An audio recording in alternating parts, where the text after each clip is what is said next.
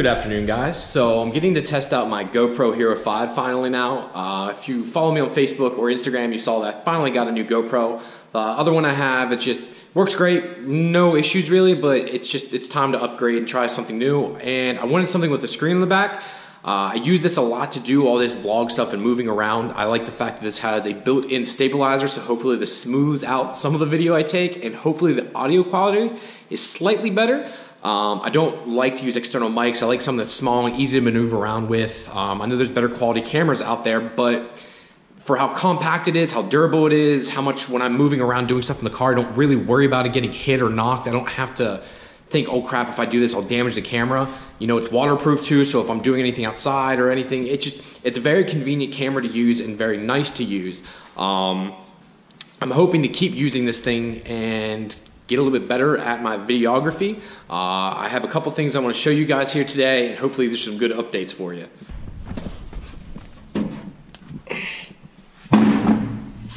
Boom. So this has been sitting in the back of my, I don't know, it's been sitting back here now, Jesus, for a couple months, and you can see cobwebs everywhere. This is a precision turbo. It doesn't say precision on it, it's a journal bearing turbo. I wonder if it says it anywhere. I know it's precision for a fact. There they go. Right there. Precision. Had a buddy that was running this on his Supra. Problem with it's fucked. It's done. It needs rebuilt. So I was wondering, would you guys like to see a how-to on how to rebuild a turbo? I've rebuilt one before. The one that's on the Supra right now. I rebuilt this BorgWarner S366 about 2 years ago now. I'm not sure if it actually needed rebuilt or not. I had it rebuilt simply for the fact that I was having some issues. I was running too big of a line, ended up being, and when I did replace the bearing, it was charred, it was black, which is kind of normal in the fact that, you know, you're running oil through it, but it still seemed like it needed rebuilt. So I learned how to do that myself, and I've never had an issue since. Now, I'll probably get flamed a little bit because I didn't send it out for balancing or anything like that. I just lined up the marks that are on the actual shaft that you can see here on the front. I'll mark this before I remove it down here. This little guy here, you want to mark that shaft. I'll mark that, and I'll know exactly where to put it back together. Is it perfectly 100% balanced? No. Will I have any issues? I don't think so. That thing's going on 10,000 miles now after I rebuilt it, and I've had no problems. So I would like to think this would have zero problems also. So I'd like to start and do a how-to on how to rebuild a turbo. Specifically, it'll be for this Precision 5858. The journal bearing turbos, super simple to work with. There's really not much to them, but I want to break it down to try and help out anyone else out there that's never done it, and maybe help ease your pains or thoughts of anything that, you know, getting into something of rebuilding a turbo if you're thinking, oh my god, this is going to be too much. So I think I'm going to order a kit, have it rebuilt, and then maybe I'll do one of two things, either one, sell it, or two, raffle it off. You guys let me know, should I sell it or raffle it? I don't know what to do. I think the raffle thing's become the big thing now, you know, for a turbo like this. Either someone chips in $10, $20, and you need X amount of people for it, etc. I think I would probably clean up all the housing and stuff too before I raffle it off, make sure everything's good, and go from there. So another thing I need to do is I'm looking to get a dual gate manifold setup. And some of you are probably asking why. Well, if you guys can see there, I have one single gate on it now, one 44mm tile MVR wastegate. It holds, but it doesn't hold enough. At around 7,000, 7,200 RPM, I'm getting close to 21, 22 PSI, which is really tipping it hard on the 93 pump gas. Usually a 44 would be fine, but the manifold I have has huge runners on it, allowing it to flow a lot more, allowing this turbo to really work effortlessly. Apparently, I can't speak today. America. Anyways, so back to it. Yes, the runners are too large and it's helping everything flow too well, so the wastegate can't keep up. So I need to go to a dual runner, or not dual runner, a dual gate manifold setup. This will help keep boost pressures down low. I want to hold steadily at 18 PSI all the time, so I don't have to risk anything on 93 pump gas. Yes, I know I could bump up the power and go to 85, but I don't want to go to 85. I just don't have any desire to. I really just enjoy the car where it's at. Like I said, I'm going to get a new vehicle shortly. I'm going to keep doing super stuff, but it's going to be more aesthetics, which I have written down there on the board. You know, wheels, tires, big brake kit, leather, all that stuff next. But I don't want to do any more power mods at this time, as I feel like I've gone enough. But I will do that turbo rebuild for y'all so you guys can enjoy that and understand how that whole process works. Another little random thing about me, I love cigars. I don't think I ever talk about that, and I know it's kind of taboo. Smoking is kind of a bad thing anymore, but Dude, I love cigars. A good, nice cigar. Now, this is an El Cheapo here, but usually I go to Cigar International and order a bundle and get it sent in. Matt Bickle, local guy to me, he's always helped me figure out different flavors. I know I do prefer a darker cigar. Yes, it's an after-dinner cigar. Yes, these are much thicker and heavier, but they are delicious. I can't stand a lighter style cigar. The taste they give me just doesn't do anything for me. I finally got a new cut or two, which I was happy about.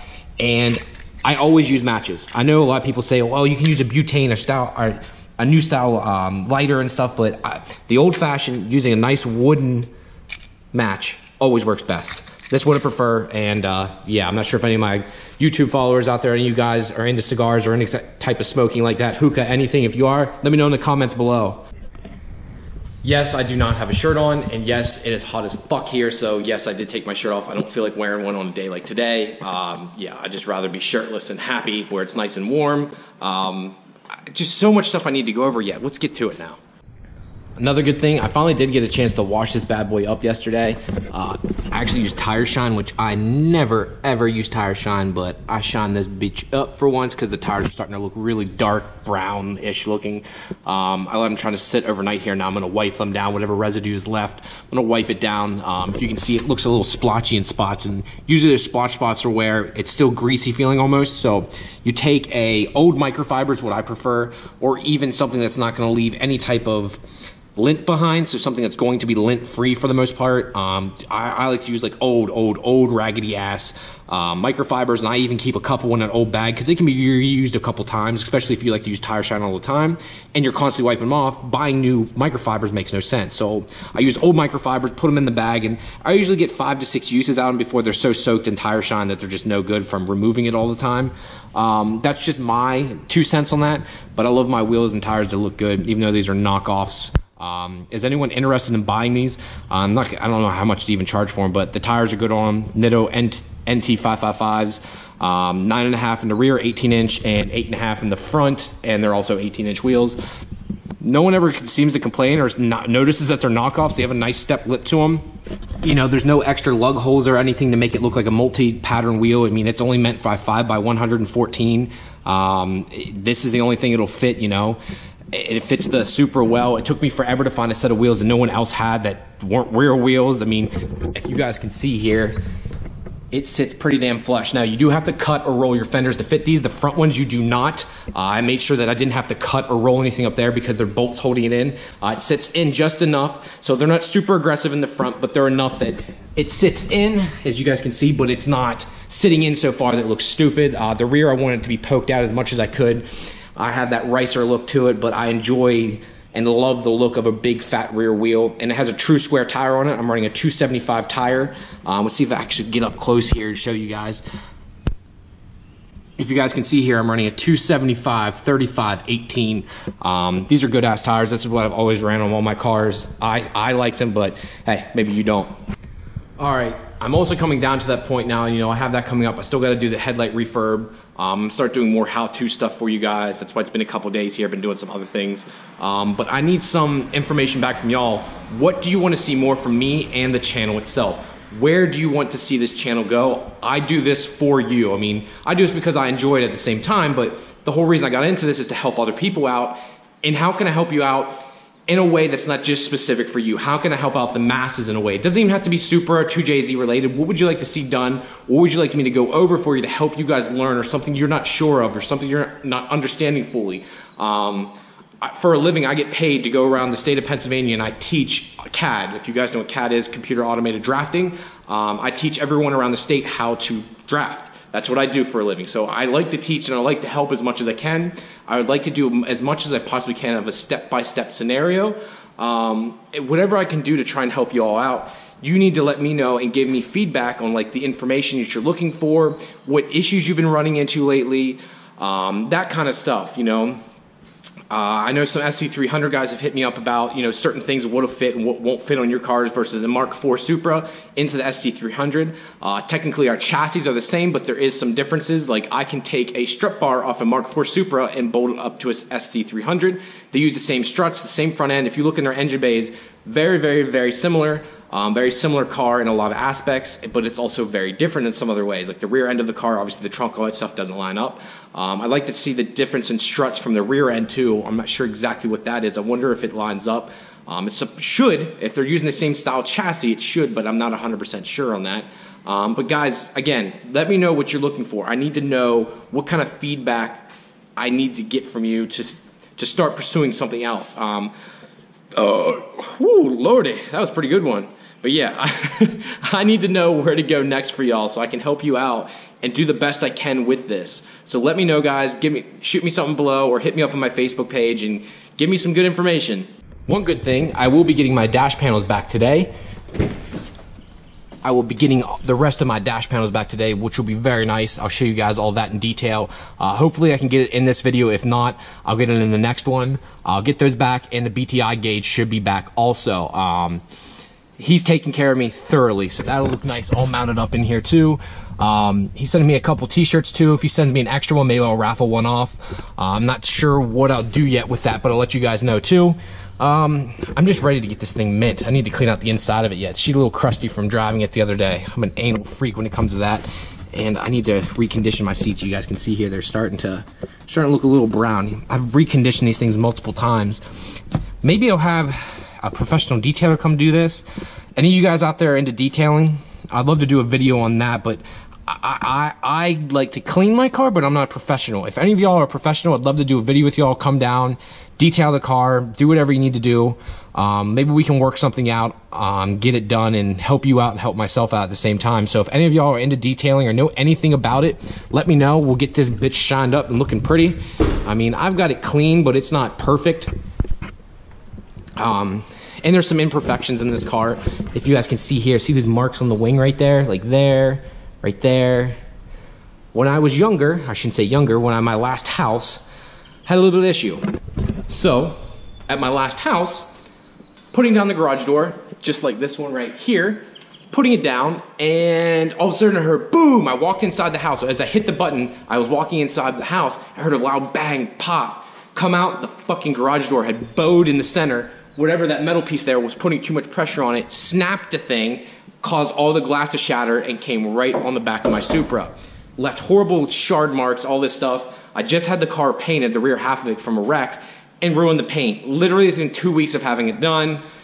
To say the least, I was not a happy camper. But it's drove me nuts ever since, so I'll probably get the wing repainted, and then I'd love to have a professional detailer come out and take care of the car and get it done right. So if any of you guys out there are a professional detailer or know of any professional detailers that are willing to come out and do something with the car, I'd appreciate it. Just shoot me a message and let me know if you guys can handle it.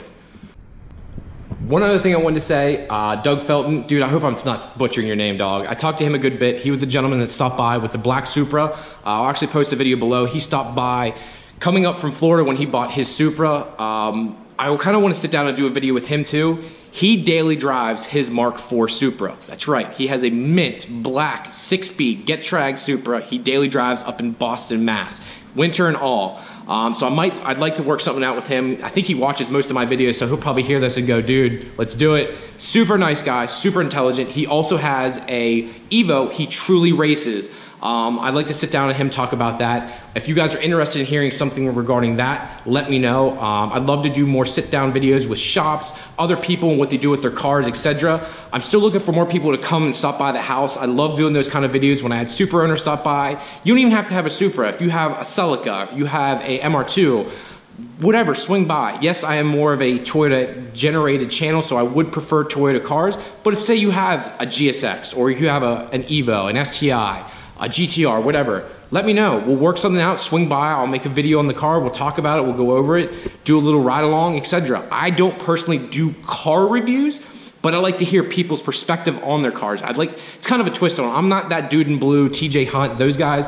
I do my own little thing with it. I call it almost like garage confessions. You talk about your car and kind of go over it. It's a little bit different. I mean, people are gonna be like, what's Brian? It's like the same damn thing, but you get what I'm saying. So let me know if you'd be interested in that. All right, so that's gonna be it for this one. I'm gonna finish cleaning this up because she is dirty still. I cleaned the engine bay all over it. Thank you guys as usual. Please go down below, Check out my Facebook page and Instagram. Always posting stuff way ahead of time there. So if you want to see highlights or anything that's coming up, I'm always posting on Instagram or Facebook ahead of time. Thank you guys very much. I appreciate you watching this channel. I love the fact I'm helping so many people. The more I can help, the happier I'll be. Spread this around. Let me know if I can help someone else. Thank you guys. Time to go drink a beer. Peace.